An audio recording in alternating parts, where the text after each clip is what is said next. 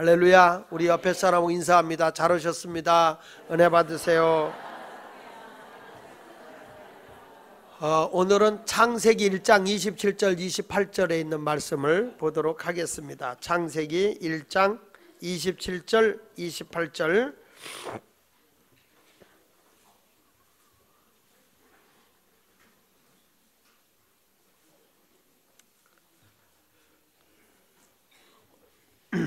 다 같이 읽겠습니다. 창세기 1장 27절 28절 시작. 하나님이 자기 형상 곧 하나님의 형상대로 사람을 창조하시되 남자와 여자를 창조하시고 하나님이 그들에게 복을 주시며 하나님이 그들에게 이르시되 생육하고 번성하여 땅에 충만하라. 땅을 정복하라. 바다의 물고기와 하늘의 새와 땅에 움직이는 모든 생물을 다스리라 하시니라. 아멘. 오늘 여러분과 함께 은혜 받으려고 하는 제목은 하나님의 작품답게 사는 행복. 다 같이 시작. 하나님의 작품답게 사는 행복. 오늘 그런 역사가 있기를 축복합니다. 행복하십니까? 뭐가? 무엇이 행복입니까? 저는 하나님의 창조의 섭리대로 살아가는 게 행복이라고 생각합니다. 우리는 하나님의 형상대로 창조함을 받은 사람입니다. 오늘 27절에 보니까 하나님이 자기 형상 곧 하나님의 형상대로 사람을 창조하실 때 남자와 여자를 창조하셨다라고 말합니다. 하나님의 형상을 닮았다고 하는 말은, 하나님의 형상대로 사람을 창조하셨다는 말은 하나님을 닮은 수준의 삶이라는 거예요. 그러니까 영적으로도 창조적으로도 그리고 인격적으로도 하나님을 닮은 존재였다라고 하는 거예요. 그러니까 한마디로 말하면 하나님의 모든 아주 혼백을 다 담아서 우리를 최고의 걸작품으로 아주 최고의 가치가 나가는 존재로 나를 만드셨다, 그런 얘기죠. 그래서 우리 하나님께서 흙으로 사람을 만드시고 거기다가 생기를 불어넣었다. 하나님의 영을 불어넣었다. 다른 것은 하나님이 창조하셨을 때 하나님 보시기에 좋았다 그러고 그냥 하나님의 흙으로 만드셨다 그랬어요. 그런데 사람만 하나님 흙으로 만드시고 거기다 생기를 불어넣었다라고 말해요. 이 말은 무슨 얘기냐면, 생기라고 하는 말은 루하인데 다른 뜻이 아니라 하나님의 영을 불어넣었다는 거예요. 하나님의 영. 다시 말하면 성령을 우리에게 줬다는 거예요. 그래서 사람은 어떤 사람이냐? 하나님의 영이 들어있는 사람은 하나님을 닮은 영적인 존재, 하나님의 인격적인 존재라는 거예요. 내가. 그래서 사람은 짐승하고 다른 거예요. 우리는 굉장한 영적인 사람이죠. 그리고 인격적인 존재예요. 그러다 우리가 하나님과 관계가 딱 단절되죠. 죄로 인해서. 하나님의 영적인 것이 단절되는 순간 우리는 죽었다라고 얘기하는 거죠. 하나님의 생명의 근원이신데 생명의 근원과 단절되면 죽은 거예요. 그래서 죄의 사람으로 인해서 하나님의 최고의 걸작품이었던 우리가 졸작이 된 거예요. 졸작. 그러니까 사람이 하나님의 형상을 잃어버리고 하나님의 인격을 잃어버리고 하나님의 영적인 존재가 이제 잃어버리게 되니까 사람이 점점 하나님의 그 인격에서 떨어져 나가니까 사단과 같은 사탄의 그런 부패된 마음을 갖게 되는 거예요. 그래서 우리가 예수님이 이 땅에 마지막 아담으로 오셔서 우리를 구원하러 오셨다는 것은 다시금 우리를 하나님의 영을 갖는 영적 존재로 나를 만들어주겠다는 거거든요. 그러니까 하나님의 형상대로 창조함을 입고 생기를 불어넣은 자들에게 생명이 됐다. 그를 가리켜 사람이라 그랬다는 거예요. 그러니까 구원이 뭐냐? 사람 회복 운동이다. 따라합시다. 구원은 사람을 사람답게 하는 거다. 그런 사람 우리가 거듭났다, 좋은 훌륭한 그리스도인이다 그래요. 그러니까 내가 진정으로 예수를 믿는 사람이면 내가 어디 가서 사업을 해도 좋은 사업가가 되는 거예요. 예수님의 하나님의 형상을 입은 사업가. 내가 예수를 모를 때는 포악한 그런 집안의 가장이었는데 예수를 믿고 구원받으면 아주 훌륭한 가장이 되고 좋은 남편이 되고 좋은 아빠가 되고 아주 좋은 아들이 되고 좋은 딸이 되고 좋은 며느리가 되고 좋은 사이가 되고 좋은 학생이 되고 좋은 교인이 돼요. 근데 예수의 영이, 그러니까 구원의 역사로서 하나님의 영이 내게 없으면 교회를 다니면서도 하나님의 형상을 회복하지 못하니까 결국에는 교회를 다닌다고 그래도 교회만 다니고 있을 뿐이지 그 사람이 하나님의 형상을 회복하지 못한 비인격적인 존재가 되니까 예수 믿는다고 하면서도 예수 믿는 사람은 오히려 욕먹고 손가락질 받는 그런 사람이 된다는 거죠. 그래서 저는 여러분들이 어떤 사람이 돼야 되느냐, 하나님의 형상을 가진 진정된 영적인 사람으로 회복되어야 된다. 그러니까 하나님의 창조의 섭리대로 만들어진 하나님의 최고의 걸작품이 되어야 된다. 작품 중에 하나님의 형상을 가진 작품, 그런 사람이 여러분이 되었으면 좋겠어요. 그러니까 사람이 이렇게 타락을 해서 사람답게 살지 못하면 사람이 그런 얘기 하잖아요. 아유, 저 사람은 사람 같지도 않아, 그런 얘기 하잖아요. 저는 사람 같지도 않아. 또 뭐라고 그래요? 짐승 같아. 저건 짐승이야, 짐승. 또 어떤 사람은 그래도 짐승은 나, 짐승만도 못해, 이런 요리 듣잖아요. 아유, 짐승만도 못한다. 그래서 어떤 사람이 개를 끌고 왔는데 개가 앞서가면 뭐라 그래? 개만도 못해. 그래. 개가 앞서가니까. 그 개하고 같이 똑같이 가니까 개 같아. 개 같은 놈, 개 같은. 예. 개가 뒤로 쳐져서 가니까 개보단 낫네, 이런 소리 듭니다. 그 함부로 개하고 같이 다니면 안 돼. 예. 개하고 같이 다니면 뭐 개가 앞서가면 개만도 못하다 그러고, 개가 옆에 나란히 가면 개 같다 그러고, 개가 쳐져가면 개보다 낫다 그러고, 도무지 알다가도 모르겠어.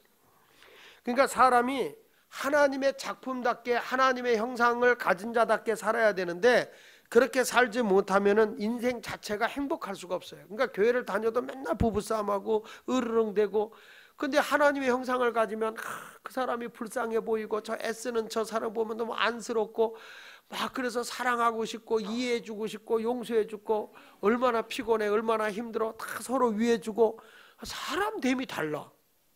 근데 예수를 믿어도 자기밖에 모르고 막 그러면 뭐 나는 밖에서 뭐 노는 줄 알아, 뭐 나는 집에서 뭐 하는 일 없는 줄 알아, 그러면서 맨날 둘이 싸워 날마다.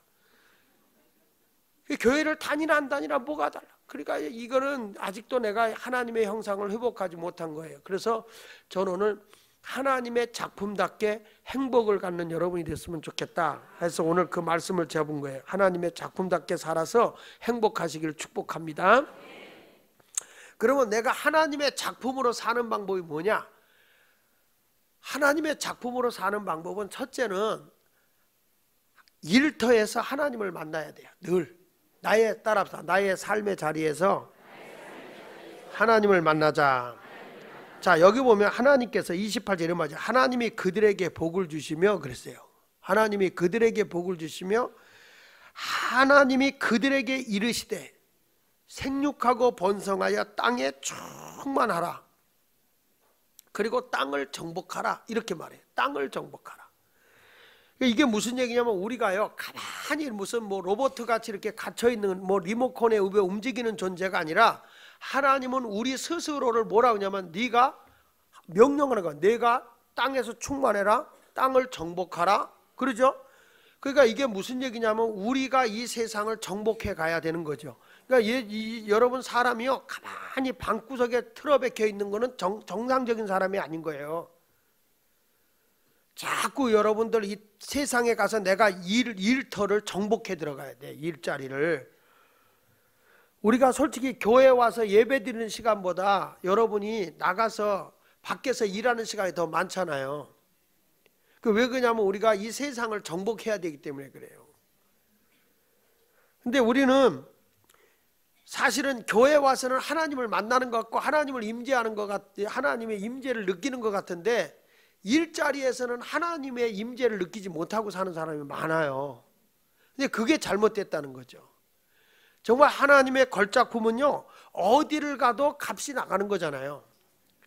도자기가, 도공이 아주 그냥 최고의 걸작품을 만들었을 때 이 도자기가 한국에 있든지 외국에 있든지 김씨네 가든지 박씨네 가든지 그 값은 변하지 않는 거예요. 고귀한 거예요.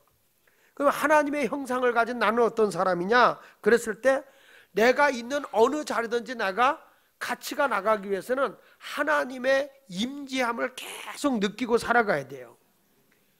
여러분이 일하는 자리에서 내가 일을 하잖아요. 그 일할 때에 내가 하나님의 지혜와 또 하나님의 어떤 아이디어를 얻을 때 기도하면서 일을 하다 보면요, 하나님이 막 알지도 못하던 미처 생각하지 못했던 것을 생각나게 하고 깨우쳐주고 지혜를 주시고 지식을 줘요. 그러니까 내가 삶의 자리에서 하나님을 느끼고 막 흥분되고 기뻐할 수 있는 이것이 바로 뭐냐면, 하나님을 만남의 자리가 꼭 예배당에서만 만나는 게 아니라고요. 어디서냐? 나의 삶의 자리에서, 내가 일하는 자리에서 하나님을 끊임없이 만나고 깨달을 수 있는 거예요. 이게 기쁜 거 아닙니까? 여러분, 내가 어떤 일을 할 때 답답하고 문제가 생기면 하나님 찾잖아요. 어떤 일이 막 풀리고 안 풀리고 답답하면 여러분 모르게 하나님 앞에 기도하잖아요. 그러니까 기도할 때 하나님의 임재를 느끼면서 그 문제가 해결되지 않습니까? 없습니까? 그냥 오직 교회만 와서 쟤 하면 해결됩니까? 내가 어떤 사람을 만나러 갈 때 이것이 하나님 잘 풀려지게 해서 기도하고 가면서 하나님의 임재를 거기서 느껴야 되는 거예요. 이게 바로 하나님의 형상을 입은 하나님의 작품으로서의 행복인 거예요, 이게. 근데 우리는요, 나가서는 전혀 하나님을 경험을 못해. 내가 일하는 자리에서 하나님을 경험을 못해. 가지고 막 답답하면 교회만 와가지고 막 여기서 찌 하고 여기서는 행복해. 집에 가면 행복이 없어. 그러면 여러분들이 도대체 하나님은 도대체 어디든지 계신다고 하는데 왜 예수마을 교회 안에서만 하나님을 만나냐고. 기도만 시켜놓으면 무소부재하시고 어디든지 계시다 그 말이에요. 전지전능하시고 그런 하나님이시라고 하면서 왜 그 하나님을, 무소부재하신 하나님을 왜 예수마을교회 이 답답한 지하에서만 느끼냐고. 왜 거기서만 만나냔 말이에요. 여러분의 삶의 자리에서 예수님을 끊임없이 만나는 자가 되어야 할 줄로 믿습니다. 성경을 보면요, 하나님은 가만히 제가 성경 인물들을 보면 다 삶의 자리에서 하나님을 만나요. 그러니까 다윗이요, 여호와는 나의 목자시니, 목동의 일을 하다가 하나님을 만나는 거야. 산을 보면서 그 자리에서 하나님을 만나는 거예요. 얼마나 기뻐요. 여러분, 바울이 어디서 하나님 만나요? 길거리에서 만나요. 다메섹이라는 길거리에서. 내 삶의 자리를 어디서, 하나님을 어디서 만나냐 말이야. 예수말교회 갔더니 장하길 목사 설교도 그 은혜 받았다. 그 장하길 목사 죽으면 못 만나겠네. 나는 하나님의 영적인 존재, 영적인 존재. 내가 일하는 자리에서. 그래서 유명한 데니스 바크라는 사람은 일하는 기쁨이라는 책에서 이런 말을 했어요. 성경의 영웅들은 전부 다 세속적인 직업을 가지고 있는 사람들이다 그랬어요. 그렇잖아요. 자, 예를 들면 야곱은요, 뭐 하는 사람입니까? 야곱은 뭐 하는 사람이에요? 뭐 하는 사람인지도 모르고 그냥 야곱 했어요? 야곱은 자기 외삼촌 나반의 집에서 머슴살이하고 그곳에서 뭐 하던 사람입니까? 양 목축업을 키워주던 사람이에요. 근데 그곳에서 자기가 외삼촌이 다 거짓말 시키고 10번이나 임금도 안 주고 그런 상황이지만 그가 거기서 하나님 앞에 기도하면서 하나님 얼룩이 전백이 그것만 나에게 주세요. 하나님 주시는 아이디어를 가지고 거기서 말이야 얼룩이 전백이를 다 낳게 하는 거야. 그리고 너무너무 많으면 그냥 가면 하나님이 해를 입을 것 같으니까 이제 거기 떠나가라. 하나님이 그를 만나주는 거예요. 하나님을 만나고 오다 보니까 외삼촌 나반이 그를 잡으러 올 때 하나님이 도중에서 나반을 만나줘요. 그에게 해를 입지 말라. 그의 것을 가져간 거니까 그에게 해를 입히지 말라. 하나님이 딱 보호해 주는 거예요. 그러니까 라반이 죽이려고 달려들었다가 야곱을 그냥 보내주잖아요. 그래서 나온 찬송가가 하나님이 보호하사 우리나라 만세. 이게 그래서 나오는 거예요. 하나님이 보호해 주지 않으면요, 우리나라 전쟁 나요. 하나님이 보호해야 우리나라가 만세가 되는 거예요.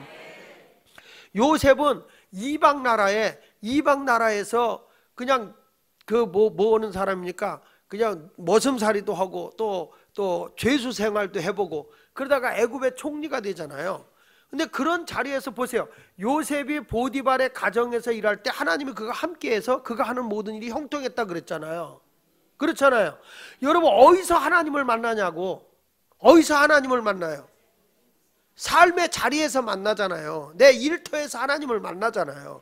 그러니까 내가 일하는 자리에서 끊임없이 하나님을 만나는 사람이 하나님의 걸작품이고, 일자리에서는 막 인상 쓰고 속상해하고 막 스트레스 받고, 이건 하나님의 걸작품이 아니야. 일하는 자체가 행복이고, 사람이 막 짜증내게 해도 거기서 막 해피. 왜냐하면 그 사람을 통해서 내가 주님을 더 찾게 되니까. 그래서 일하는 자체를 피곤해하다, 힘들다, 못해먹겠다 이런 소리 제발 하지 말고, 아주 너무너무 해피하다, 주님이 나와 함께하는 일자리니까 너무 행복하다, 이런 모습이 돼야 되지 않습니까? 그렇죠? 저도 이번에 그 주일날 부활주일 드리고 그러면서 이제 몸이 으실으실한데 강화까지 가서 집회하고 갔는데 목이 완전히 가버렸어요. 월요일 갔는데 목소리가 안 나오는 거예요. 목소리가. 이게 부흥회를 갔는데 목소리가 너무너무 안 나와가지고요. 거기 아주 몇 번 사과하면서 그 목소리 갖고 설교를 했어. 그 목소리 갖고 설교를 하는데 찬송이 안 나와, 찬송이. 그래서 미안하다 그러면서 했는데도 은혜 받을 자는 받더라고. 지금 아직도 내가 목소리가 좀 현찮아도 그래도 예수마을교회 오면은 이거는요 정말 내가 아름다운 목소리를 내고 있는 거야 지금 거기에 비하면. 그러니까 이게 뭐냐면, 하나님은 내가 삶의 자리에서 힘들고 어려워도 힘들고 어렵다 짜증내지 말고 오늘부터 싹 웃어요. 여기도 하나님이 나와 함께하는 거예요. 이게 내 선교지다, 내 일터다 그러지 말고 여기가 하나님이 나와 함께하는 선교지다. 믿습니까? 그러니까 여러분 보세요. 요셉은요 그 애굽의 총리가 되면서도 그 사람 비영리 단체에서 일합니까? 아니에요. 다들 저기 곡식도 다 돈 받고 팔고 장사를 얼마나 잘했는지 아세요?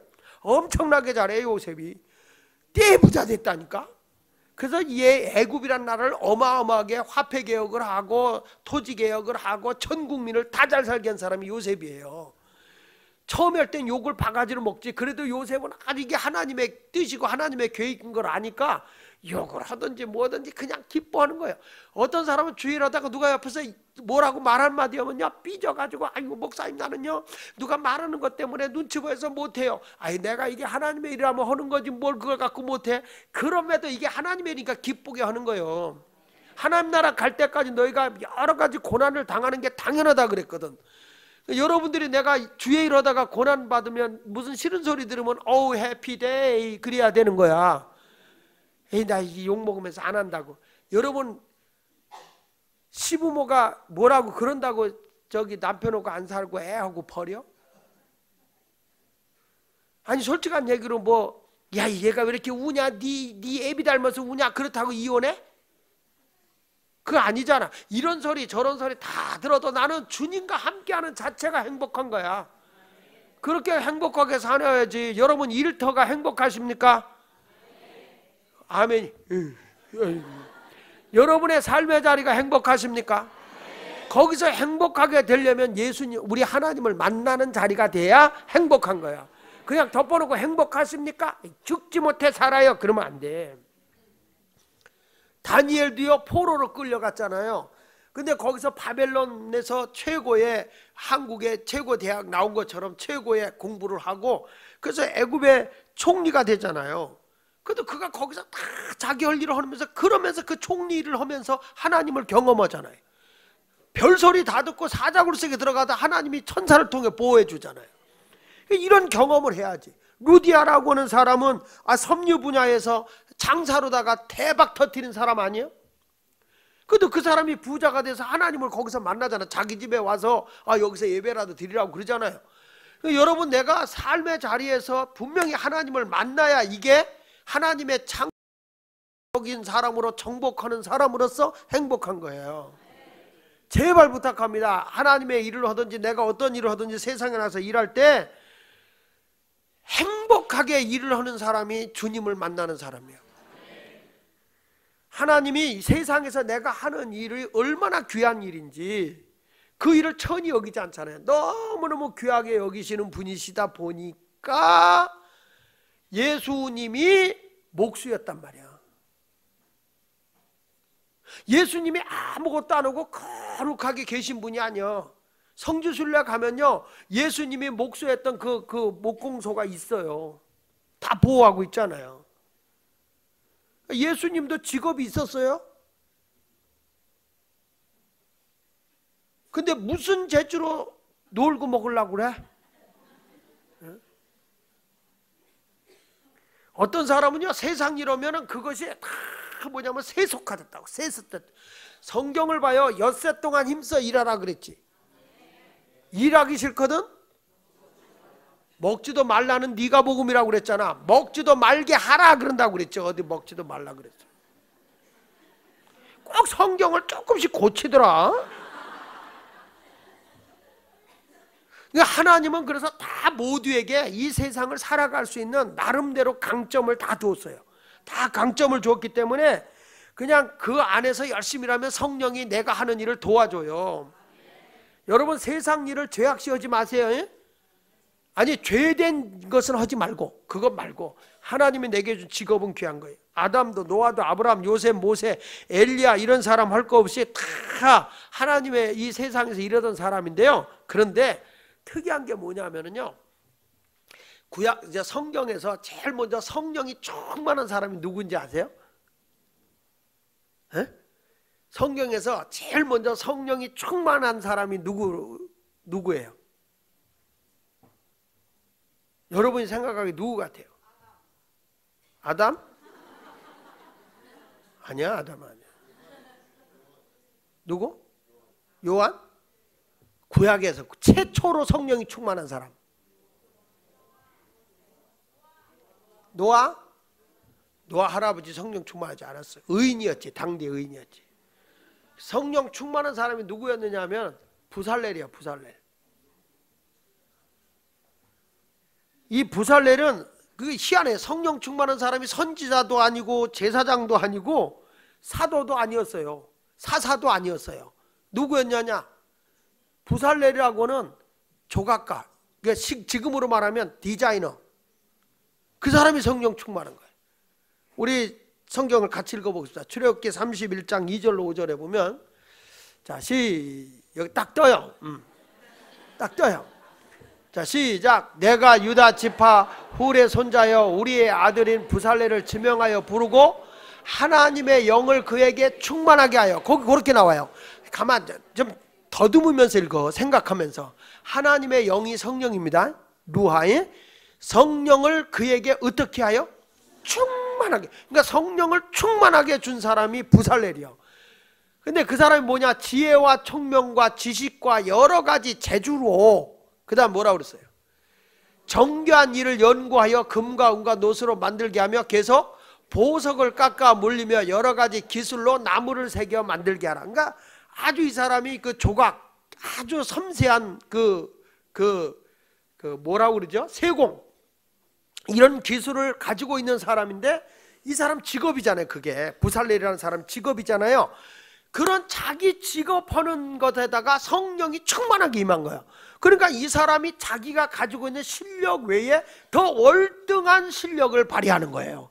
이게 뭐냐면 이게 바로 하나님의 작품으로 세워진 사람들에게 주어지는 행복인 거예요.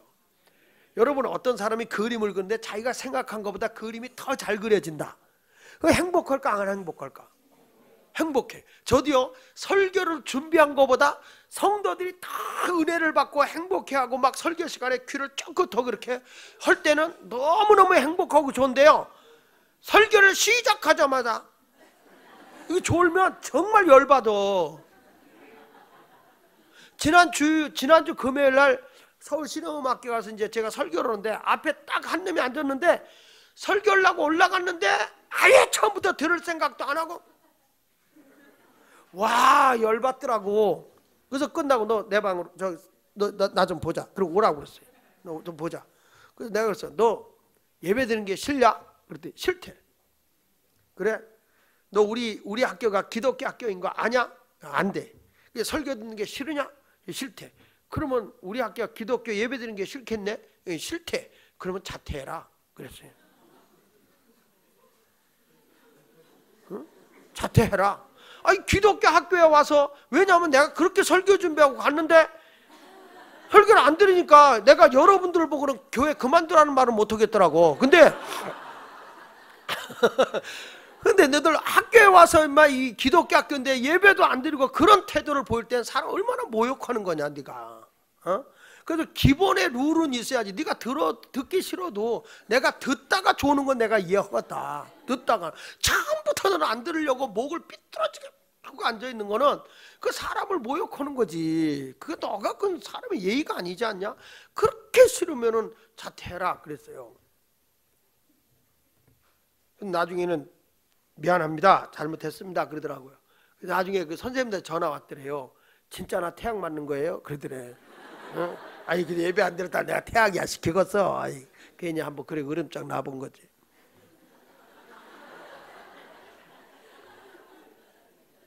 그러니까 사실 그렇거든요. 여러분들도 제가 어디 가서 일을 할 때 그게 막 효과가 나고 기도하면서 해봐요. 기도해서 하면 내가 하는 일이 너무 막 좋아지는 거란 말이에요. 그러니까 예를 들면은 뭐 내가 약을 제조하는데 그 약을 갖다가 딱 해가지고 기도해주고 해줬더니 그 약이 잘 된다.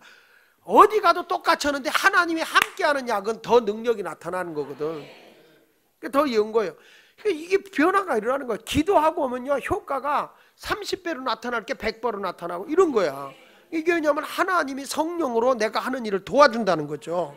믿습니까? 그러니까 하나님은 여러분들에게 다 강점을 줬거든요. 그 일을 할 때 기도하면서 하면 하나님의 창조적인 엄청난 능력이 나타나서 여러분 때문에 다른 사람이 행복한 거야. 다른 사람이. 그러니까 공동체가 행복하는 거죠. 나 하나가 잘 되는 게 아니라 내가 행복해짐으로써 가정이 행복해질 수 있는 거고, 내가 행복해짐으로 내 직장이 행복해질 수 있는 거고, 내가 행복해짐으로써 모든 사람이 다 행복해질 수 있는 거 아닙니까? 그래서 우리 하나님은요 여러분에게 주어진 일자리가 절대 나쁜 게 아니라 하나님이 내게 준 거라는 걸 잊지 않기를 바랍니다. 유명한 도로시 세이어즈라는 사람이 이런 말을 했어요. 일이란 살기 위해서 하는 것이 아니다. 한번 따라합시다. 일이란 살기 위해서 하는 것이 아니다. 그 일을 위해서 우리가 사는 것이다. 그러니까 일을 위해서 내가 사는 게 아니라 오히려 그 일을 위해서, 그 일을 하기 위해서 내가 사는 거라는 거예요. 일이라는 것은 살기 위해서 하는 것이 아니라 그 일을 하기 위해서 우리가 사는 것이다. 일은 그 일을 하는 사람의 능력이 최대한 발휘되는 것, 그 안에서 자신의 영적, 정신적, 육체적 만족 및 하나님께서 자신을 바칠 수 있는 수단을 발견하는 것이다. 또는 당연히 그런 것이어야 한다. 이렇게 말을 했어요. 그러니까 일이라고 하는 것은 하나님이 내게 주신 능력을 최대한 발휘하는 것이다. 그래서 일 자체가 뭐가 되냐? 영적인 것이 되어야 되고 정신적인 만족을 줘야 되고 육체적으로 만족을 줘야 되는 거라고. 이 일 자체가. 그러니까 여러분 이 하나님의 작품으로 태어난 사람은 절대 놀고 먹는 종교가 기독교가 아니라고 그랬죠. 그러니까 하나님이 내게 주신 그 특별한 탤런트를 최대한 활용하되 성령님과 함께하면서 최고로 행복한 사람이 되기를 축복합니다. 자, 예를 들어서 이런 분이 있어요. 막 기타 공부, 영어를 외워라 그러면 힘이 없는데 기타를 쳐라 그러면 막 그냥 밤새도록 막 생기가 돌고 하는 게 있어요. 이 사람은 그게 그 사람의 아주 그 하나님이 주신 강점이에요. 어떤 사람은 누구 앞에 가서 리더로서 이렇게 하라 그러면은 아주 다른 사람 앞에 가서 막 다른 사람을 뭐 이렇게 막 이끌어주고 섬겨주고 막 이렇게 하는 거를 너무 행복하게 하는 분이 있어요. 이런 사람은 하나님의 그게 그 사람의 강점이요.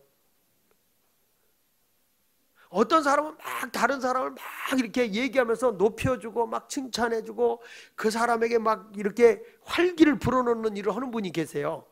그건 강점이요. 그런 거는 자꾸 키워야 돼. 근데 헐뜯고 모략고 이게 난 강점이다. 그건 하지 마. 그건 하지 마.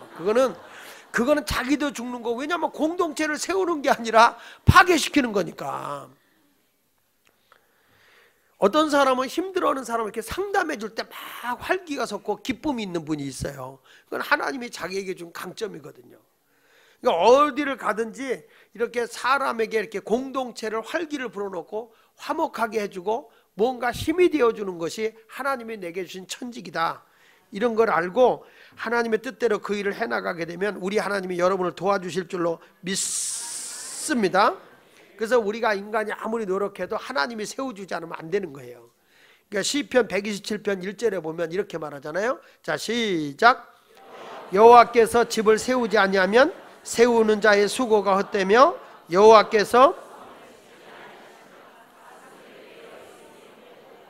할렐루야. 그래서 내가요, 이게 참 하나님과 그의 나라를 위해서 여호와께서 집을 세우지 아니하면 세우는 자의 수고가 헛되고 여기 성을 지키지 아니하면 파수꾼의 깨어있음이 허사다, 그런 말을 했는데, 내가 어떤 일을 할 때 거기에 하나님 이 일을 통해서 저 이러이런 도움이 오기를 원합니다 하고 그 일을 집중하고 몰입하잖아요.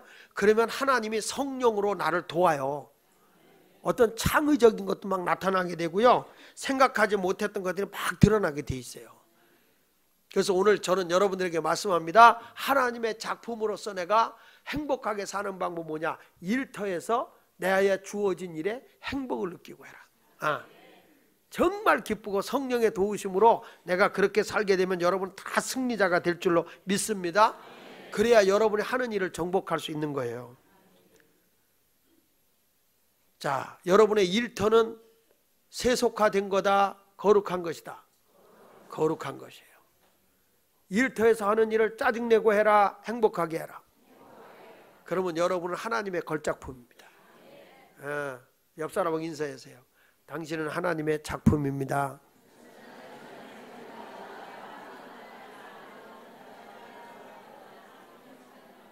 당신이 하는 일에 행복함을 가지세요.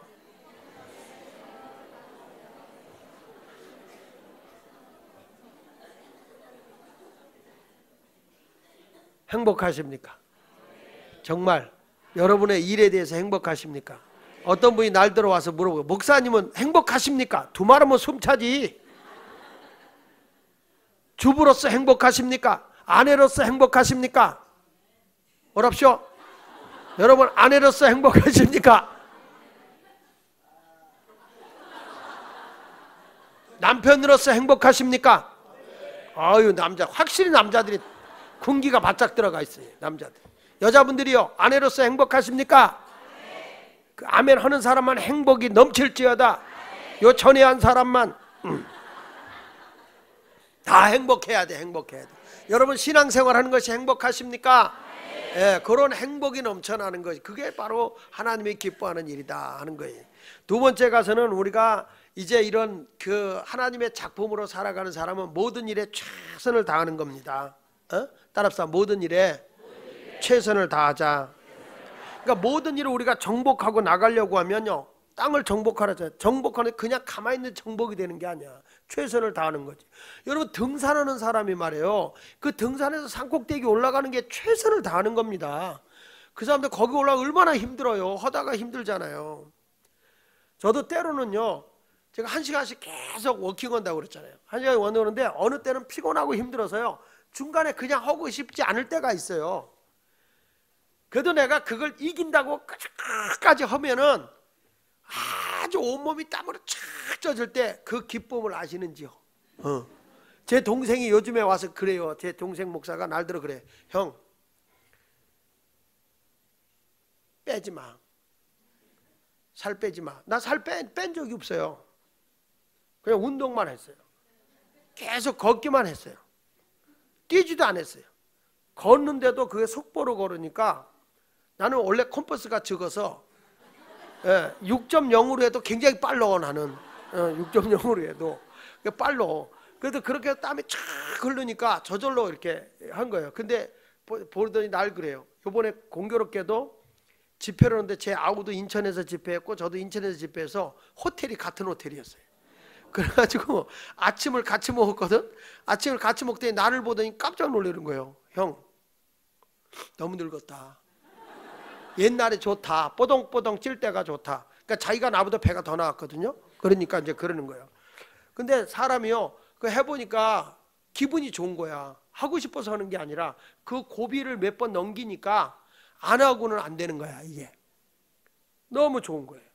그러니까 여러분들도 고비가 있어요. 근데 그 고비를 잘 넘길 때 행복감이 오거든요. 그래서 오늘 저는 어떤 일을 하더라도 모든 일에 작은 거라도 최선을 다한다. 그러잖아요. 호랑이가 토끼 한 마리를 잡아도 최선을 다한다고 그러잖아요. 우리도 하나님의 주어진 일에 최선을 다해야 되는 거예요. 보세요. 성경에 일할 때 어떻게 하라느냐. 골로새서 3장 22절로 25절에 보니까 이렇게 얘기했다고. 자, 시작. 종들아, 모든 일에 육신의 상전들에게 순종하되 사람을 기쁘게 하는 자와 같이 눈가림만 하지 말고 오직 주를 두려워하여 성실한 마음으로 하라. 무슨 일을 하든지 마음을 다하여 주께 하듯 하고 사람에게 하듯 하지 말라. 이는 기업의 상을 주께 받을 줄 아나니 너희는 주 섬기느니라. 불의를 행하는 자는 불의의 보응을 받으리니 주는 사람을 외모로 취하심이 없느니라. 우리 주님은요, 외적인 걸 보고 보는 게 아니라 뭘 보느냐, 그 사람의 중심을 보는데 분명히 그런 거예요. 너 종들아, 모든 일에 육신의 상전들에 순종하되 사람을 기쁘게 하는 자같이 보는 앞에서만 눈가림으로 잘하는 척하지 마라. 오직 주님을 두려워하여 어떤 마음으로 하라? 성실히 하다는 건 꾸준하다는 거야. 성실이 뭐라고요? 꾸준한 거예요. 빈둥빈둥 놀다가 주인 많으면 막 이러는 척하는 사람 있잖아요. 주님 네. 그리고 없을 때는 막 개떡같이 해. 그러고 나서 또 그 사람 다 알죠. 그거 오래 못 가잖아요. 알랑방구 똘랑방구 안만 껴봐야 안 되는 거예요. 그러니까 여기 보니까 성실한 마음으로 무슨 일을 하든지 마음을 다하여 죽게 하듯 하고, 내 마음이 온전히 드려지게 죽게 하듯 하고 살지 마라. 이는 기업의 상을 주께 받을 줄 아나니 너희는 주 그리스도를 섬기는 자다. 그러니까 여기서 바울이 지금 무슨 얘기하는 거냐면 내 마음을 다해서 최선을 다하라는 거예요. 너의 인생의 주인이 누구냐? 하나님이다 이 말이야. 그러니까 죽게 하듯이 하라는 거예요. 내가 하는 일이, 너에게 주어진 일이 다 주님이 주신 일이라는 거야. 그러니까 사람에게 하는 줄 알고 내가 뭐 조금 일해서 월급 받는 거 이런 식으로 적당주의로 하지 말라는 거예요. 나에게 주어진 기업 속에는 반드시 하나님의 복이 있어요. 상으로 주어지는 거예요. 그래서 내가 하는 일은 누구를 위해서 최선을 다하는 거다? 에? 주인을 위해서? 여기 봐요. 다시 22절에 뭐라고 그랬어? 종들아, 모든 일에 육신의 상전들에게 순종하되 사람을 기쁘게 하는 자같이 하지 말고, 그렇게 눈가림으로 하지 말고 오직 누구를 위하여? 주님을 두려워하는 성실한 마음으로 하는 거예요. 그러니까 여러분들이 내가 어느 직장에 갔어, 내가 어느 집에 가서 이제 일을 하고 있어. 그러면 내가 주인을 위해서 일해 준다는 생각으로 하지 말라는 거예요. 누구를 위해서 일하는 거예요? 주를 위해서, 우리 하나님 아버지를 위해서 일한다는 심정을 가지고 최선을 다하라는 거예요. 하나님을 사랑하되 마음을 다하고 목숨을 다하고 뜻을 다하고 다 내 의지를 다해서 하나님을 사랑하라 그랬잖아요. 그러니까 그런 마음을 가지고 내가 최선을 다하라는 거예요. 누구를 위해서 하는 거예요? 주인을 위해서? 돈 벌기 위해서? 누구를 위해서? 우리 하나님을 위해서 최선을 다하라는 거야. 그게 하나님의 작품이라는 거예요. 얼렁뚱땅하지 말고 일을 맡겨놓으면 예수 믿는 사람들이 사실은 세상 사람들보다 더 농띠에 부려. 일을 시켜놓으면 야물딱지게 해야 되거든. 더 예수 믿는 사람이 아주 야물딱지다 못해 손톱이 빠지도록 해야 돼. 정말 야물딱지게 해야 되는데 그냥 예수 믿는 사람들이 뭐 좋은 게 좋다는 식으로, 아이 목사님 너무 야박하다고 말해. 좋은 게 좋지요 뭐 이런 식으로. 이번에 제가 가서 그 노년교회 가서 집회를 하다 보니까 우리 교회 전도사님으로 갔던 사람이 거기 부목사로 있더라고요. 류성열 목사님. 그 전에 류성열 전도사님이 있었잖아요. 근데 이분이 여기서 제 책을 쓸 때 막 교정하고 막 이랬던 분이거든. 그래서 이분이 책을 쓰면서 그때부터 이분이 일을 시켰는데 열심히 했어요. 열심히 하더니 이분이 그때 책 쓰는 거에 대해서 굉장히 깊은 관심을 갖고 산속에 들어가서 기도하고 나와서 이분이 동화책을 그렇게 잘 써요. 이분이 동화책을 써가지고 한국 문학상을 받았더라고요. 그래서 나한테 동화책 2권을 주면서 읽어보래.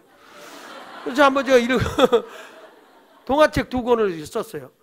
보면은 여기 와서도 열심히 일을 시켜서 열심히, 물론 그분이 이제 글 쓰는 재주가 있긴 있었어요. 그런데도 이분이 바벨탑 사건 가지고도 동화책으로 이렇게 쓰고 문단을 이렇게 해가지고 자기가 이렇게 해왔다고 나한테 2권 책을 주더라고요. 목사님 이게 아주 굉장한 책입니다. 그러면서 주더라고요. 동화책을. 내가 아동틱하게 생겼잖아요. 근데 그렇게 최선을 다해서 자기가 하면요, 그게 자기 발전인 겁니다. 여기서 일을 시키고 뭐 하면서 힘들어요 뭐 하는 것 같아도 다 자기 발전이야. 노력하면은 다 그게 자기 발전인 거예요. 내가 그랬어요. 이번에도 내가 대학원에 가서 애들 공부를 시키거든요. 공부를 시키면서 애들은 그랬어요. 너희들은 의사는 사람의 생명을 지키는 사람이다. 그래봐야 그 사람 70년 80년 사람 사는 그걸 위해서도 저렇게 공부하고 열심히 하는데, 너희들 영혼을 책임질 사람, 내 목회에 대해서 정확하게 알고 성경을 제대로 꿰뚫고 졸업을 해라. 제가 좀 빡세게 애들을 공부를 시켜요. 공부를 시키면 얘들이 그 성경을 공부하면서 얘들이 나한테 문자가 왔더라고요. 뭐라고 하냐면은, 목사님 지금 서울 연애인데 휴강 안 합니까? 하고 문자가 왔더라고요. 나한테 휴강 안 하냐고. 그래서 제가 문자를 보냈어요. 내가 솔직히 개인적으로 보자면 몸도 안 좋고 연애도 있고 그래서 휴강하고 싶은 마음이 굴뚝 같으나 당신들을 위해서 절대 휴강, 내가 아무리 아파도 내가 목소리가 안 나오는 거 가지고 붕해를 했는데 내가 당신들을 위해서는 공부 휴강을 못 하겠다. 그랬더니 알겠습니다 거기다 썼는데 감사합니다 그리고 물음표 짝짝짝. 근데 이 아이들이 성경 공부를 이렇게 쫙 하면서 어저께 토론을 하는데 날들 이런 얘기를 하는 거예요. 목사님 괴롭다는 거예요. 그러니까 뭐가 괴로우냐, 이 공부를 딱 끝나고 나서 다음 과목에 들어가면 목사님의 성경 공부 가르치는 거고 정반대로 가르친다는 거예요. 그게 무슨 소리냐, 목사님은 주를 위해서 모든 걸 내려놔라, 포기하라, 세상의 가치관에 함몰되지 마라. 그런데 세상에서 어떤 목사님 모르는데 내가 땅을 샀는데 부동산 투기를 해서 돈을 이렇게 벌었는데 이따위로 벌어가지고 어떻게 뭐 이런 얘기를 하니까 어떻게 같은 성경을 해석하는데 이렇게 다르냐. 그래서 네가 보기에 어느 게 옳다고 그러냐, 그거야.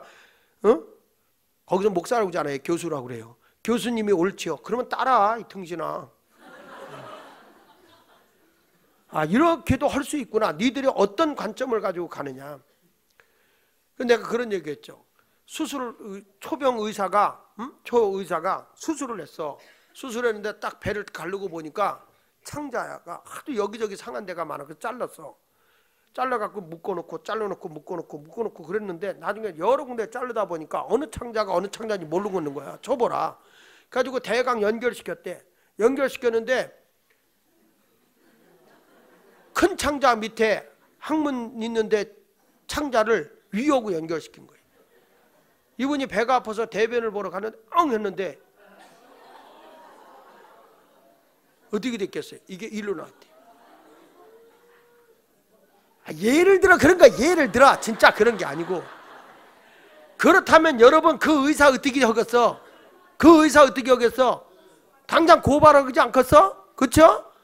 그러잖아. 예를 들어서.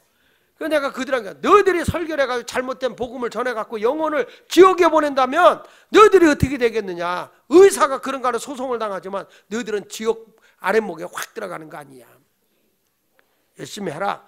그러니까 내가 어떤 일을 해도 최선을 다하되 거기 하나님의 진리대로 올바르고 최선을 다해라는 거죠. 얼렁뚱땅하지 말고 최선을 다하자.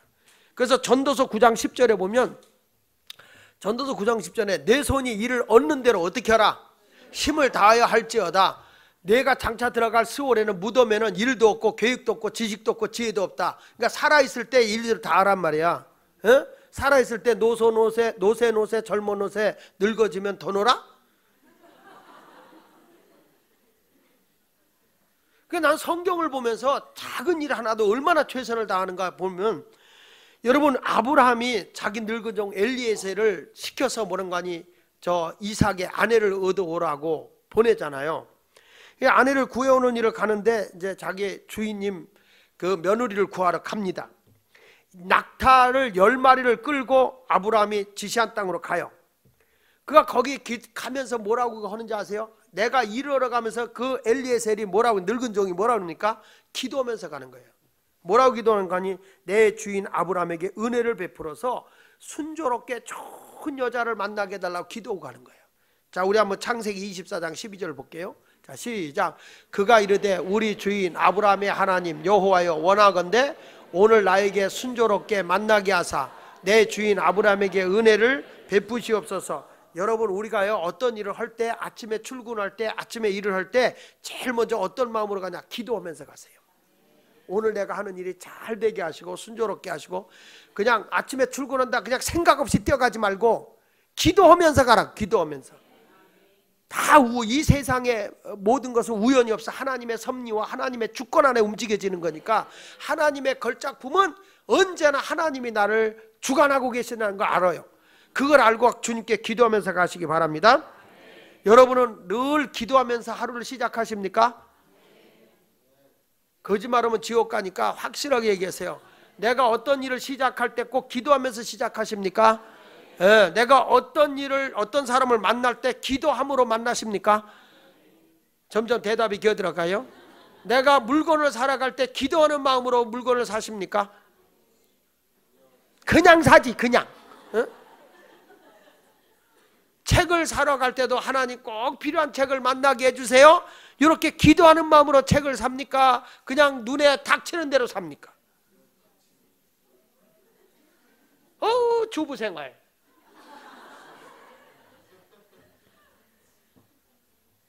여러분들이 오늘 늘 기도할 때 하나님 내가 오늘 이 일로 성공하게 해주십시오. 내가 어떤 걸 할 때 이것으로 내가 꼭 하나님의 영광을 드러내게 해주십시오. 이렇게 기도하고 시작하기 바랍니다. 그러니까 이 아브라함의 늙은 종 엘리에셀이 나홀의 성에 이르렀을 때 리브가 처녀가 그에게 인사하여 물을 달라고 그러잖아요.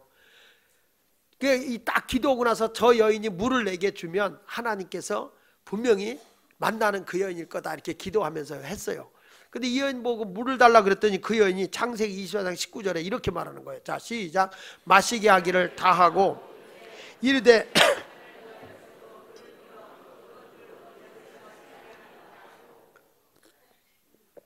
이 종이요 물 달라니까 물 마시게 했어요. 근데 이 여인 좀 보세요. 사람만 물 줘도 되잖아.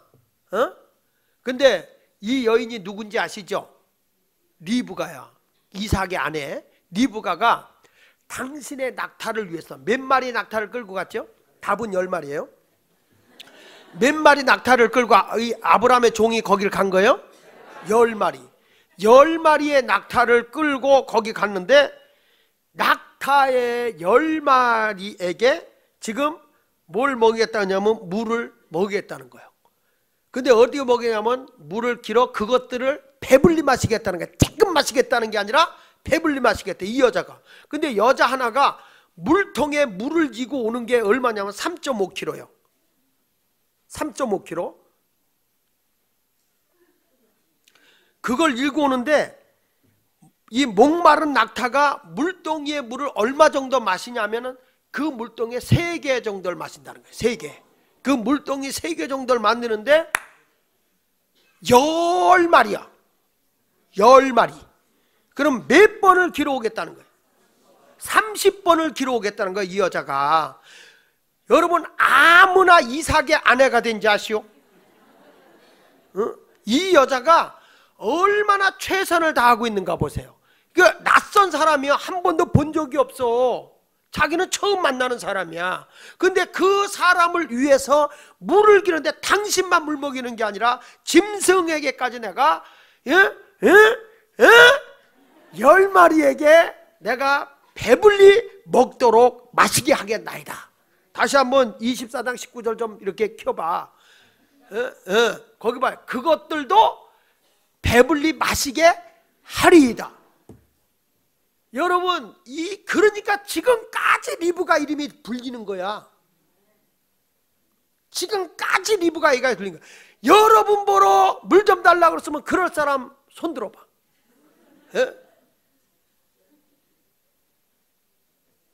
이게 아무나 하는 게 아니라고요. 사람이 귀하게 되는 건 자기 일에 최선을 다할 때 그 사람이 존귀하게 되는 거예요. 그래서 우리 애가 하나님의 형상을 입은 하나님의 최고의 걸작품들을 어떻게 사는 거냐? 가치 있게 사는데 그 가치가 뭐냐? 최선을 다하는 거다. 얼렁뚱땅 대강 적당하게 해서 성공하는 것이 아니라 최선을 다하는 거다. 뭘 다하는 거다? 내가 최선 이러지 않았어. 최선. 그 말 한마디라도 최선을 좀 다해 보시오. 한번 해봅시다. 하나님의 그 작품들은 어떻게 사는 것이 행복한 거다? 최선을 다해서. 그 사회학자 로버트 벨라는 마음의 습관이라는 책에서 이런 얘기를 했어요. 일하는 태도에 세 종류 사람이 있다는 거예요. 일하는데 사람이 세 종류의 태도로 일하는 사람인데, 첫째는 자기를 하나의 직업으로만 생각하는 사람이 있다는 거예요. 이거는 내 직업이다 이렇게 생각하는 거예요.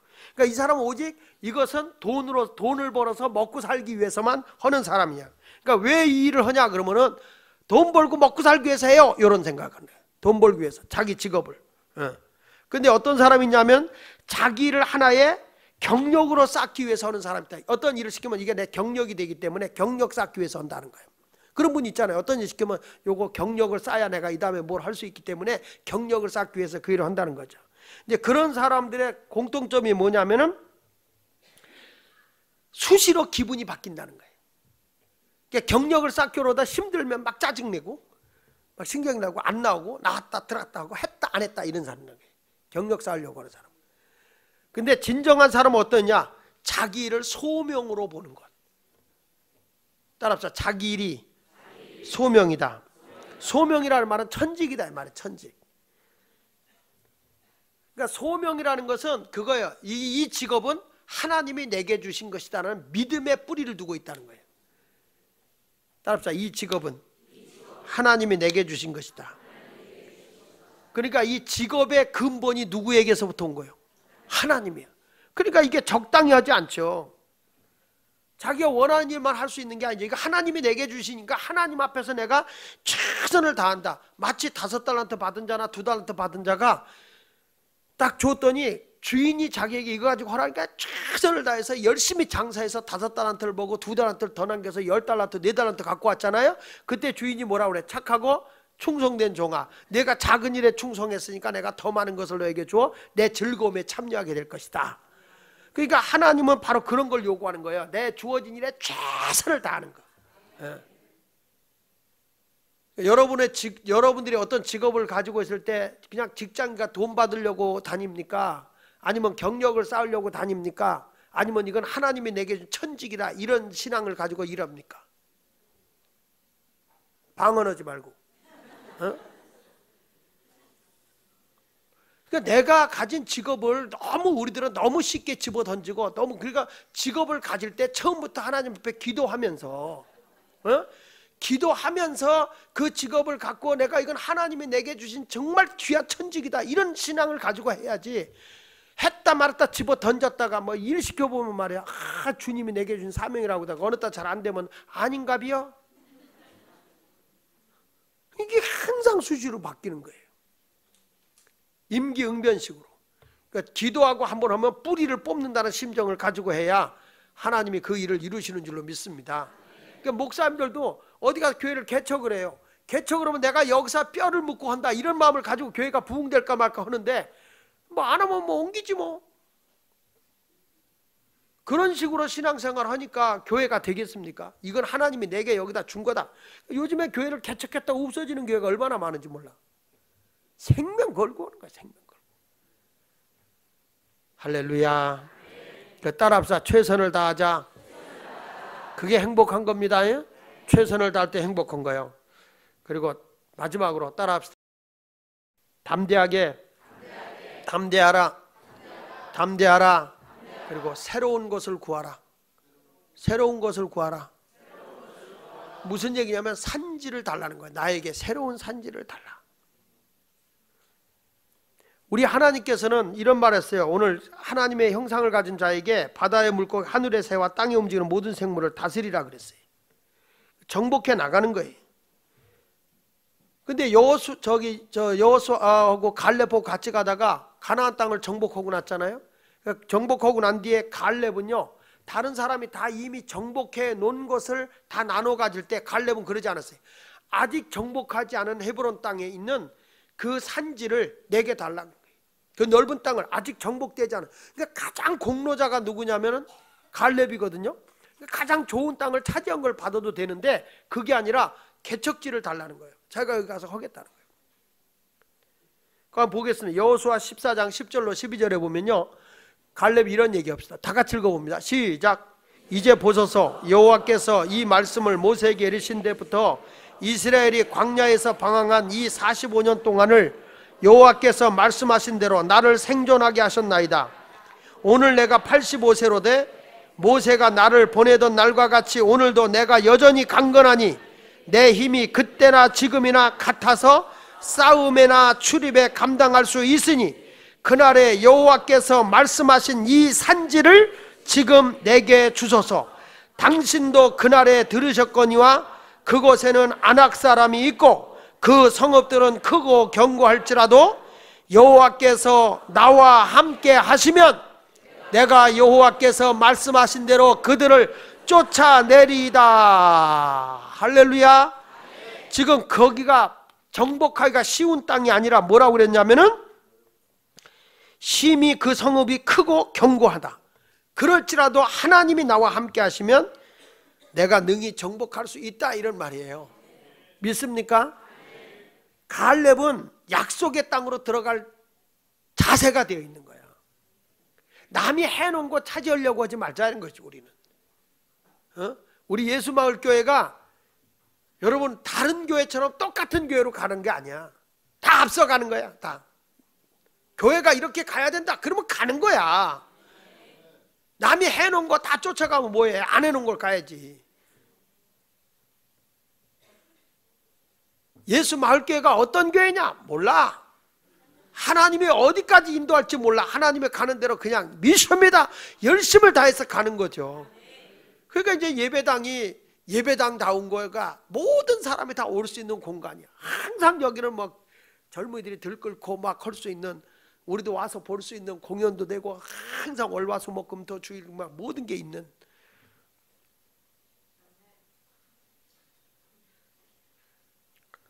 저는 벌써 꿈을 꾸고 있거든요. 항상 여기가 이 거리가 여기가 로데오 거리가 될 거고 사람들이 여기 때문에 뭐 모든 문화가 바뀌고 변화가 일어나고 이런 모습으로 뭔가 변화가 일어나야 되지 않냐 이거죠. 건물 하나가 딱 써서 여러분 보세요. 술집이 들어서면 거기가 달라져요. 그쪽 지역이 그런 걸로 바뀌어져요. 근데 교회가 세워지면 그 거리가 달라져야 되거든. 앞으로 그런 모습이 돼야 되지 않겠나 싶어요. 교회가 아무리 써도 점점 그 교회 주변 어느 교회는 부천에 있는 모 교회는 예배당이 어마어마하게 커요. 어마어마하게 큰데 그 교회가 거기 터줏대였어요. 근데 그 거리가 전부 다 유흥가로 바뀌어 버렸어. 그래가지고 교회가 새벽 기도 가려면 사람들이 그냥 막 거기서 막 들어놓고 막 그래가지고 차가 못 들어오고 그러니까 사람들이 여기 위험하다 못 있겠다. 그래서 교회를 다른 데로 옮긴다는 거예요. 내가 얼마 전에 그 목사님 만나서 그랬다니까. 교회가 세상을 이겨야지 세상한테 쫓겨가냐? 거기서 섬기고 이게 변화를 줘야지. 왜 쫓겨가냐? 이미 다 내놨고 팔렸대야. 이게 뭐가 잘못되는 거 아니에요? 앞서가 보자는 거지 우리는. 아멘 안 하는 사람들은 건축원금 안 하겠다는 거지. 예. 그래도 교회는 져죠. 왜냐? 아멘 하면 되는 거야. 그러니까 건축원금 못할 바에 아멘이라도 해줘. 그래야 다른 사람이 있는 사람이 아멘 때문에 하니까. 예.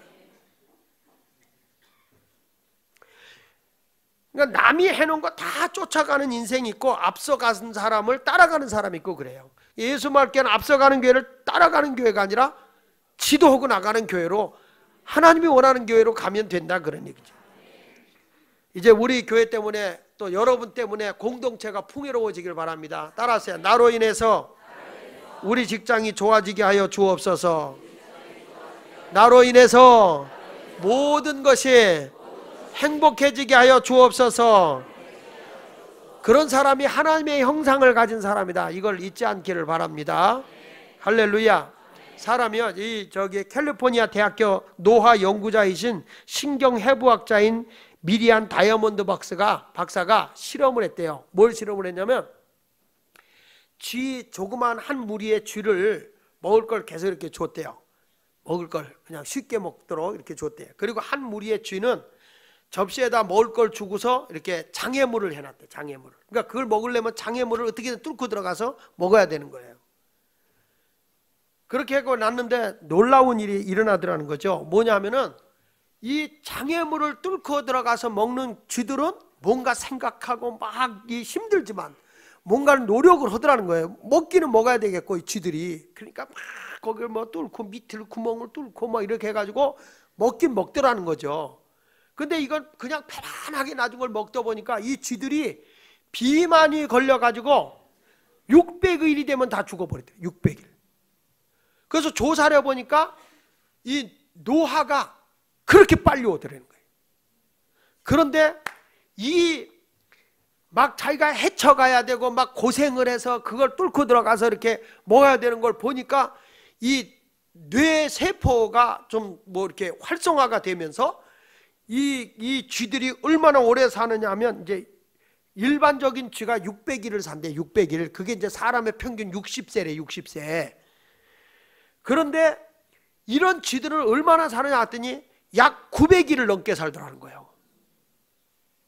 그러면서 뭘 했냐면은 자꾸 사람은 뭔가 힘들고 어려워도 도전정신을 가지고 뭔가 하려고 하고 편안한 것보다는 뭔가 하려고 노력하는 사람들은 오래 살고 나의 마음속이 늘 편안해 이런 사람은 일찍 가는 거야. 심야 기도 와서도 힘쓰고 애쓰고 기도하고 가는 사람은 건강을 얻고 가고 설교가 우라지게 깁니다. 대강하고 가면은 안 된다는 거죠. 오늘도 모험을 추구하는 여러분이 되시길 주의 이름으로 축원합니다. 그러니까 새로운 일에 도전 정신을 갖고 도전해 보세요. 물론 그거 어떤 일이 두려움이 올 수 있어요. 그래도 해보는 거야.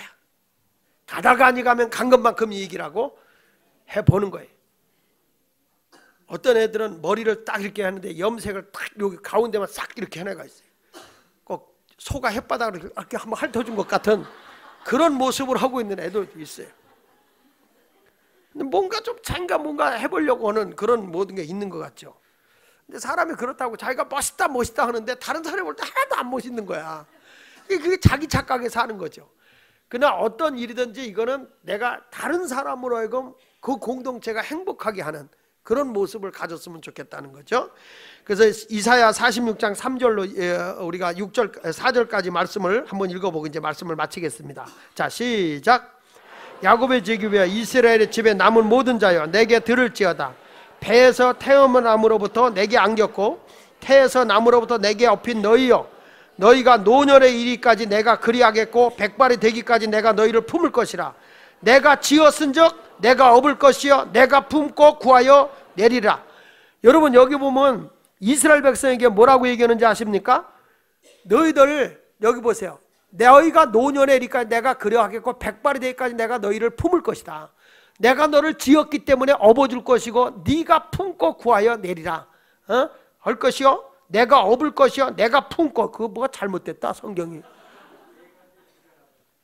내가 지었은즉 내가 업을 것이요 내가 품고 구하여 내리라 그랬어. 그러니까 여러분 어떤 일을 도전하고 나갈 때 절대 나 혼자가 아니야. 하나님이 나를 걸작품으로 만드셨어요. 그래서 하나님이 나를 품어주신다는 거예요. 나를 업어주신다는 거예요. 나를 도와주시겠다는 거야. 여러분은 다 성공할 수 있어. 행복하게 살 수가 있어. 오늘 말씀을 기억하면서 하나님의 형상대로 창조하신 여러분 생육하고 번성하라. 다스리고 정복하라. 오늘 이 말씀을 딱 붙잡고 여러분들이 이제부터 내가 어떤 직업을 가졌어도 이거 하나님이 내게 주신 것이다. 이런 걸 가지고 최선을 다해보자고. 자, 다시 한번 합니다. 따라합시다. 나의 일터에서 행복을 가져라. 내가 일하는 것이 다른 사람의 행복이 되도록 행복하게 일하세요. 해피하게 일하세요. 자, 옆 사람하고 한 번 더 일하세요. 오늘도 당신은 행복하십니까? 그러면 한 사람은 대답이라도 해야 될 거 아니요.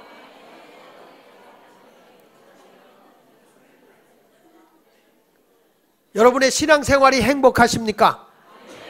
여러분의 가정생활이 행복하십니까? 여러분의 직장 생활이 행복하십니까?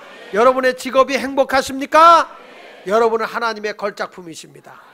이제 두 번째로는 최선을 다하십시오. 최선을 다하십시오. 그게 여러분의 행복입니다. 하여튼 뭐 한 가지라도 최선을 다하는 거예요. 그리고 마지막으로는 새로운 것에 도전하자. 하나님은 여러분을 절대로 외면하지 않습니다. 하나님이 여러분을 업어주십니다. 품어주십니다. 다스리고 계십니다. 그래서 우리는 이제는 성공할 수 있는 거예요. 지금은 내가 힘들어도 힘들다 하지 마세요. 낙심하지 마세요. 여러분은 하나님의 걸작품이세요. 하나님의 작품으로서 행복한 사람이 되어야 할 줄로 믿습니다. 오늘 말씀을 붙잡고 승리하는 여러분이 되시기를 예수 이름으로 축원을 드립니다. 자, 하나님의 작품답게 사시는 거죠? 내 직업을 행복하게 여겨야 된다. 최선을 다해야 된다. 새로운 일을 하는 일에 두려워하지 마라. 하나님이 품어주시고 업어주신다. 그걸 가지고서 이제 정복하는 여러분이 되시길 바랍니다. 할렐루야. 그러니까 장하길 목사가 뭐 새로운 거 한다고 해서 이상하게 생각하지 마라. 또 이러지 말고, 아이고 하나님의 작품답게 사시는구만 이렇게. 남편이 뭘 또 하려고 그러다 당신은 가만히 있는 게 도와주는 거야 이러지 말고 하나님의 작품답게 사는 행복쟁이 이러면서 멋있게 인정하는 거예요. 하나님의 작품답게 사는 행복쟁이. 이렇게 하세요. 내 남편이 새로운 걸 하다가 실패했어도 뭐라 그래요? 가만히 있는 게 도와주는 거야 당신은. 그래야 돼야? 어려야 돼. 하나님의 작품답게 사는 행복쟁이야. 속으로는 이가 걸려도 이제부터 행복하게 사세요. 여러분 오늘부터 직장 생활에서 어느 교회 교인이요? 예수마을교회. 당신은 뭐가 그렇게 기뻐서 행복하게 사세요? 하나님의 작품이거든요. 지금 여러분이 어떤 일이 힘들고 어려운 일이 있어도 그렇게 하고 막 인상 쓰고 있으면 여러분의 일은 풀리질 않아요. 진짜로.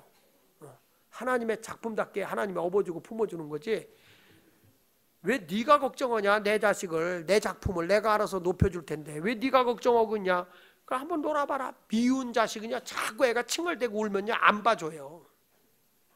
애도. 나도 우리 저 이재범 목사의 그 조카잖아요. 그 애들이 조카 그 애들이 오면 딱 와서 생글생글 웃으면서 앵기면 내 주머니에서 돈도 나가. 근데 야 인사해봐. 예. 야, 나가. 오늘도 여러분들도 행복하게 살아야지. 자, 우리 세 달 맞이 이제 부흥회를 위해서 우리가 하는데 하나님의 크신 역사가 있기를 축복합니다.